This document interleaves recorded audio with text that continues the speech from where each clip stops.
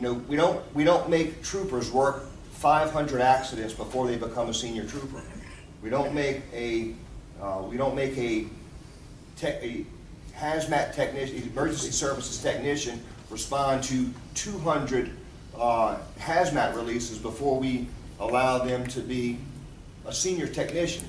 But we're requiring these pilots to have a certain number of flight hours before they can move on to that next progression.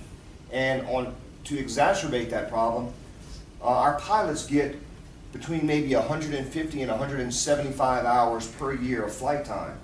And the number of hours required for a pilot to advance to a senior pilot is really undoable. It's unattainable. So we're asking you to take out that requirement of number of flight hours and replacing that with number of years. It better matches the progression of a trooper and, for example, an emergency services technician. I'm assuming in removing the number of flight hours with years, that in each one of those years that the requirements for continuing education and training are pretty rigorous, and I think that's what you're trying to substitute out and to say, look, if they don't get these hours, they're still going to be required to get all of this flight training, they're going to be required to get this continuing education, and that suffices for maybe not getting as many hours as required right now. Is that? Yes, sir. The complexity of responsibility, for example, for a master pilot will be much greater than that of a pilot. Sure. The state police is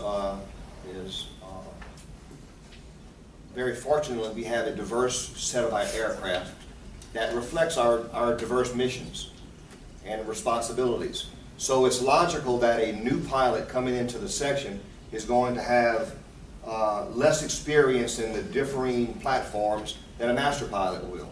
And with the increased knowledge and the increased certifications that go along with each aircraft comes increased responsibility. Flying a search and rescue mission or a search mission at night is very different than, flying a transport mission in the daytime. So that is the rationale behind basing this on years of experience.